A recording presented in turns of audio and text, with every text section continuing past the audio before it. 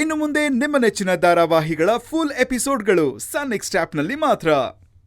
ಹಾಗೆ ಮಾಡೋಣ. ಅದಕ್ಕೇನ್ ಬೇಕೋ ಸಿದ್ಧ ಮಾಡ್ಕೋ. ರೀ, ನನ್ಗಂತೂ ಕುತೂಹಲ ತಡ್ಕೊಳಕ್ಕೆ ಆಗ್ತಿಲ್ಲ.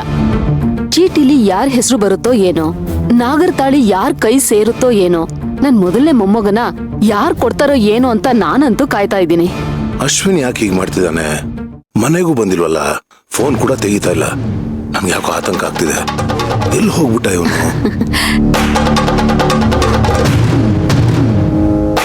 ಏ ಪ್ರತಾಪ, ನಾವೆಲ್ಲ ಮಾತಾಡ್ತಿದೀವಿ, ನೀನ್ ನೋಡಿದ್ರೆ ಫೋನ್ ಇಟ್ಕೊಂಡ್ ಕೂತಿದ್ಯಲ್ಲ.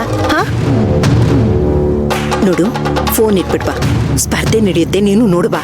ಅಮ್ಮ, ಆಫೀಸಿಂದ ಯಾವ್ದು ಕಾಲ್ ಎಕ್ಸ್ಪೆಕ್ಟ್ ಮಾಡ್ತಿದ್ದೀನಮ್ಮ. ತುಂಬಾ ಅರ್ಜೆಂಟು, ಅದಕ್ಕೆ ಕಾಯ್ತಾ ಇದ್ದೀನಿ. ನೀವು ಮಾಡ್ಕೊಳ್ಳಿ. ಅಲ್ಲ ಕಣೋ ಅತ್ತೆ, ನಾನು ಬಂದಾಗಿಂದ ಗಮನಿಸ್ತಾನೆ ಇದ್ದೀನಿ. ಇವ್ರು ಯಾಕೋ ಒಂಥರ ಇದ್ದಾರೆ. ಏನಾಯ್ತೋ ಏನೋ ಅಂತ ಗೊತ್ತಾಗ್ತಾನೆ ಇಲ್ಲ.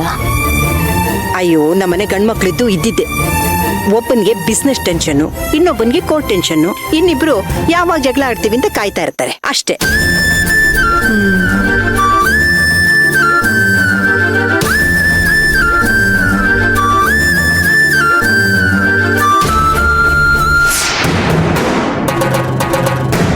ಲೇ ಪ್ರಿಯಾ, ಎಲ್ಲೇ ಹಾಳಾಗೋಗಿದೆ, ಬೇಗ ಮನೆಗ್ ಬರುತ್ತಾನೆ.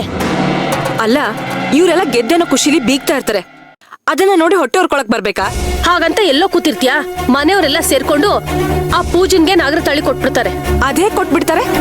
ಲೆಕ್ಕದ ಪ್ರಕಾರ ಅವಳೊಂದ್ ಟಾಸ್ಕ್ ಗೆದ್ದಿದ್ದಾಳೆ, ನಾನೊಂದ್ ಟಾಸ್ಕ್ ಗೆದ್ದಿದ್ದೀನಿ. ಟೈ ಆಗಿದೆ. ನಾನು ಈ ಮನೆ ಹಿರಿ ಸೊಸೆ, ಆ ನಾಗರ ತಾಳಿ ನನಗೆ ಸೇರ್ಬೇಕು.